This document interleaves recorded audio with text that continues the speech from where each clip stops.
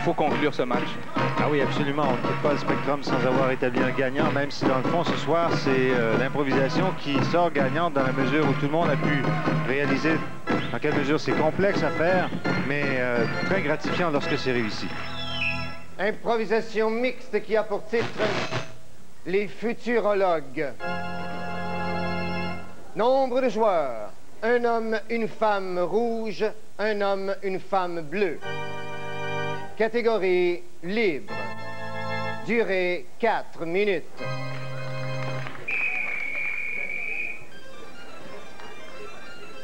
Donc, c'est vraiment mixte dans tous les sens du terme. Un homme et une femme de chaque côté pendant 4 minutes, les futurologues. Donc, ils pourront peut-être nous annoncer le score final de la partie avant le vote. Enfin, ils pourront nous le laisser prévoir par leur jeu de part et d'autre.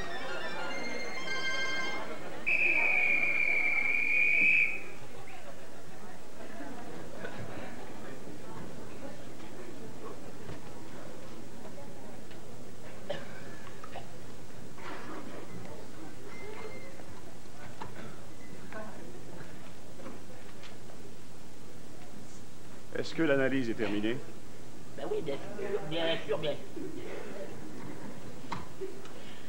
Vous allez compléter? Vous me semblez bien fataliste. Ben, eh bien, mon ami, demain, vous serez mort.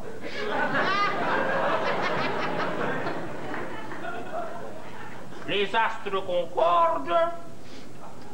L'histoire le dit. Mon corps le sent. Vous mourrez demain.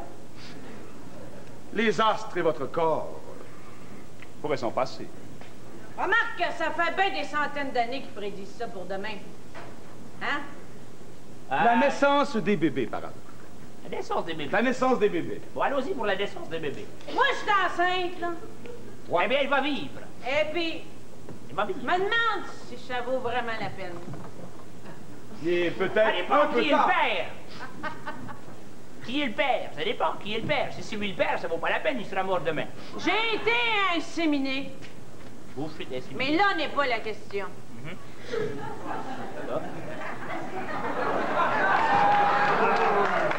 Alors, Je l'entends. vous l'entendez? Alors moi, je sens que prochainement, on va en voir le jour. Prochainement, on va voir le jour. Je sens ça J'ai très pas prochainement. voulu savoir ce que l'échographie disait, Madame, je ne veux parce pas... que je sais pas quel sexe il serait bon d'avoir. Enfin, à regarder ces agissements, vous fumez, madame.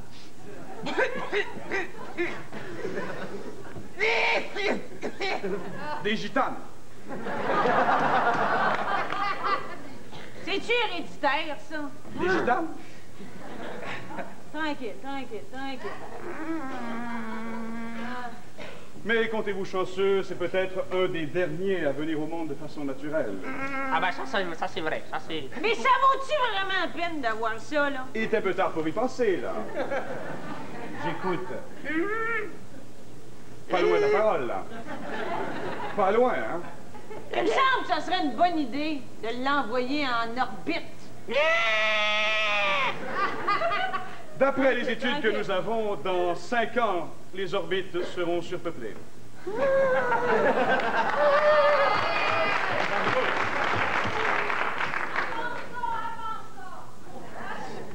Moi, j'ai entendu dire que ça allait être avant ça, mais...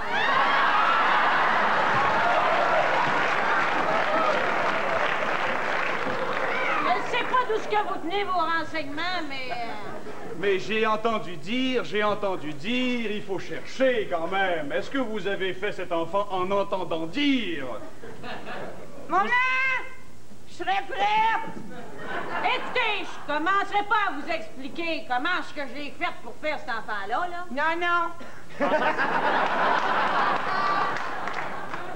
Mais une chose est sûre, je suis prête. À voir toutes les lumières qu'il y a dans le ciel, il y a l'air d'avoir bien du monde installé là. Le passé ne nous intéresse pas vraiment. Le futur non plus. Plus rien ne nous intéresse, mon ami. Alors, accoucher sans nous?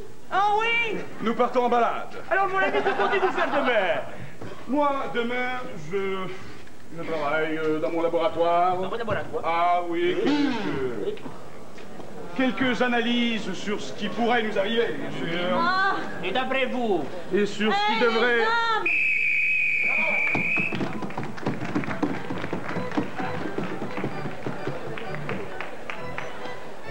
Alors, c'est une punition double, Jean-Marc. Ça risque de rien changer, ça. On va s'échanger des points. En fait, ça va juste augmenter le score. Mais si la pénalité avait été juste d'un côté, on aurait terminé le match là-dessus, avec un gagnant par défaut. Les pénalités à l'équipe des Rouges et à l'équipe des Bleus pour rudesse à 4 minutes 39 secondes. À ce stade-ci, les Bleus ayant accumulé 3 points de pénalité, les Rouges prennent automatiquement 1 point.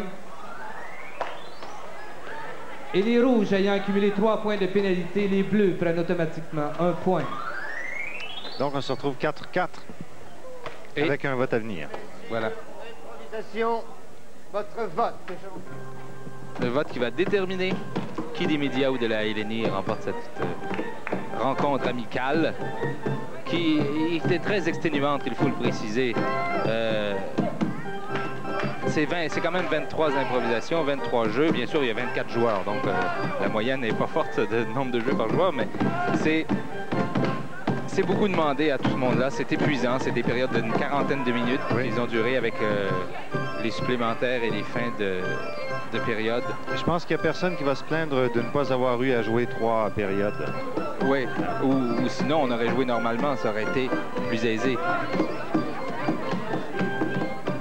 Ben, c'est un vote qui a l'air assez serré, c'est pas étonnant. Dans le fond, ça a été un jeu serré, de toute façon. Louise Saint-Pierre a marqué quelques bons points dans son bébé. Diane Jules a bien réagi en acceptant le bébé. Je suis sûr qu'elle avait une autre idée en tête. Elle s'était levée de la bande où elle était assise pour aller faire une action. Et Louise Saint-Pierre est venue faire le ventre.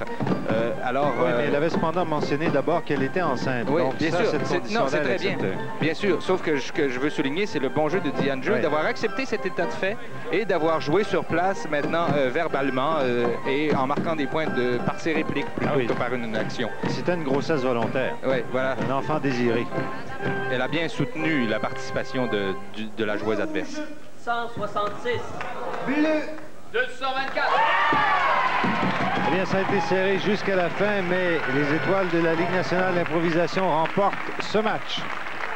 Le point d'improvisation marqué par les Bleus à 7 minutes 20 secondes. Le compte final, les Bleus 5, les Rouges 4.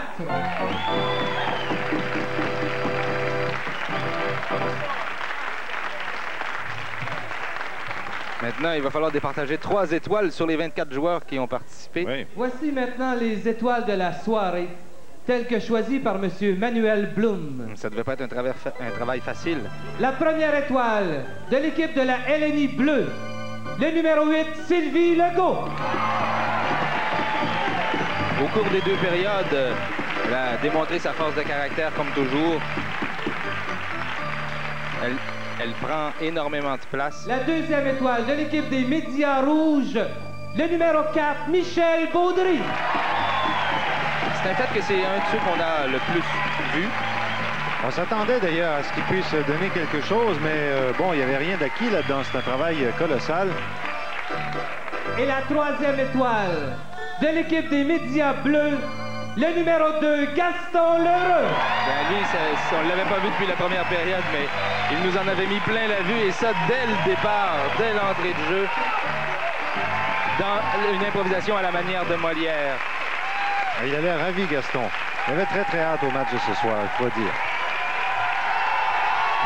Il est applaudi ici. Gaston Lheureux.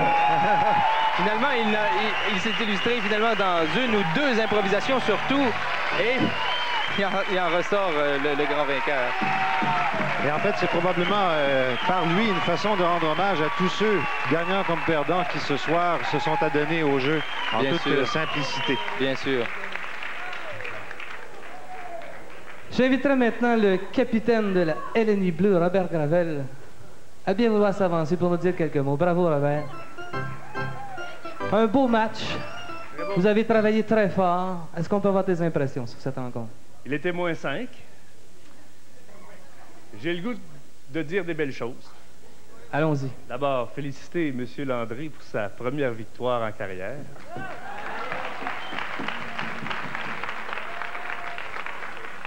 Et en général, dire que c'est un des beaux parties que j'ai vécu dans ma vie.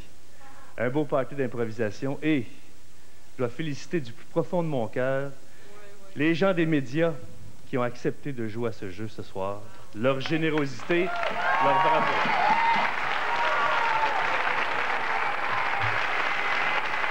C'est un mot qui est bienvenu venant de la part non seulement du capitaine de l'équipe, mais du président de la Ligue. On l'a déjà souligné.